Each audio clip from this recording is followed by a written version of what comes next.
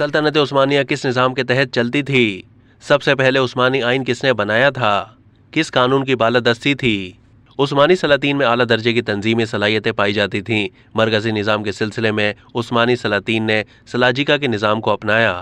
فرما روا کا انتخاب ابتدا میں اہل خاندان کرتے، بعد میں بادشاہ اپنا ولی عہد مقرر کرتا، جو عام طور پر اس کا بیٹا ہوا کرتا تھا، لیکن بعد میں اس کی اولاد میں جو مسلط ہو جاتا وہی فرما رواں ہو جاتا۔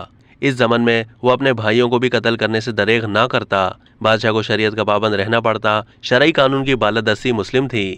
ابتدا میں عثمانی فرما روا اپنے آپ کو امیر، بیگ اور سلطان کہلاتے تھے۔ بایزید ثانی پہلا عثمانی تاجدار تھا جس نے عباس خلیفہ مصر سے سلطان کا لقب حاصل کیا۔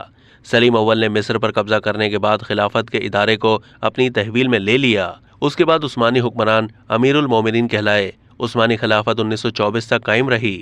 محمد فاتح نے سب سے پہلے عثمانی آئین مرتب کیا۔ مرکزی نظام میں 4 اعلیٰ عہدوں صدر اعظم، قاضی عسکر، دفتردار یعنی مالیات اور نشانچی یعنی میر منشی سلطنت کے 4 بنیادی ستون تھے۔ سلطنت کو ایک خیمے سے تشبیہ دی گئی جس کا صدر دروازہ باب علی کہلاتا تھا۔ عام طور پر سلطان خود ہی دیوان کی صدارت کرتا۔ دیوان کو یہ آخری عدالت تھی۔ سلطنت کی اعلیٰ مجلس شورا کا نام دیوان تھا۔ سلطنت کی عدم موجودگی میں صدر اعظم میر مجلس ہوتا تھا۔ دیگر وزراء اور قاضی عسکر مجلس کے دائیں طرف اور دفتردار اور نشانچی بائیں طرف بیٹھتے، اور لشکرجی جس کے ذمہ ہر محکمے کے حالات عرض کرنے کا کام سپرد تھا صدر اعظم کے سامنے کھڑا ہوتا۔ عثمانی سلاطین اپنے نام کے آگے خان لگا لیتے تھے۔ ترک اپنے حکمران کو خاقان و فرمانروا تسلیم کرتے۔ وہ تمام مملکت کا حاکم اعلیٰ ہوتا تھا۔ اس کی زبان سے نکلا ہوا ہر لفظ قانون کے مترادف سمجھا جاتا۔ فوج کی کمان عام طور پر فرمانروا خود کرتا، لیکن چھوٹی لڑائیوں میں وہ کسی جرنیل کو بھیج دیتا۔ سلیمان اعظم تک فوج کی قیادت خود سلاطین کرتے اور دیوان کے اجلاس کی بھی صدارت کرتے، لیکن سلیمان اعظم کے بعد سلاطین نے ان دونوں امور سے غفلت برتی اور کاروبار مملکت وزراء کے کندھوں پر ڈال دیا۔ تخت نشینی کے موقع پر برادر کشی کی رسم کا آغاز سب سے پہلے بایزید یلدرم نے کیا، اور فاتح نے قانون نامہ کے دوسرے حصے میں اسے اصولاً اور قانوناً جائز رکھا۔ امور عامہ میں سلطان کو فتویٰ لینے کی ضرورت نہیں تھی، لیکن سلاطین عموماً فتویٰ لیا کرتے تھے۔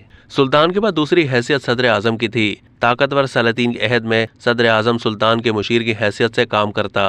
سخت مزاج سلطان کے عہد میں بسا اوقات صدر اعظم کو اپنی جان کے لالے پڑ جاتے، لیکن کمزور سلطان کے مقابلے میں وہ مختار کل سمجھا جاتا تھا۔ محمد کوپریلی پہلا صدر اعظم گزرا ہے جس نے وسیع اختیارات حاصل کر لیے۔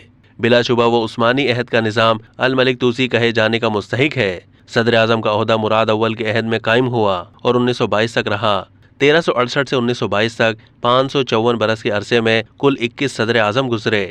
صدر اعظم کے لیے مسلمان ہونا لازمی تھا۔ بعض مورخ لکھتے ہیں کہ صدر اعظم کا لقب سلیمان اعظم کے زمانے سے ترکی کے وزیر اعظم کو حاصل رہا۔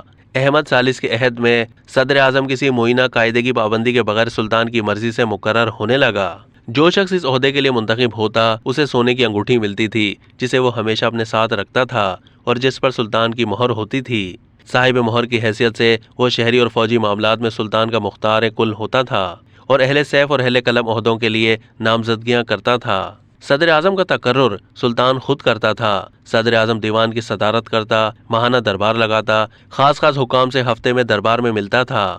جنگ کی صورت میں صدر اعظم سپہ سالار اور سردار اعظم بن سکتا تھا اور رسول اللہ صلی اللہ علیہ وآلہ وسلم کا پرچم اپنے ہمراہ رکھتا تھا۔ ایسے مواقع پر ایک قائم مقام اس کی طرف سے دارالسلطنت میں نیابت کرتا تھا۔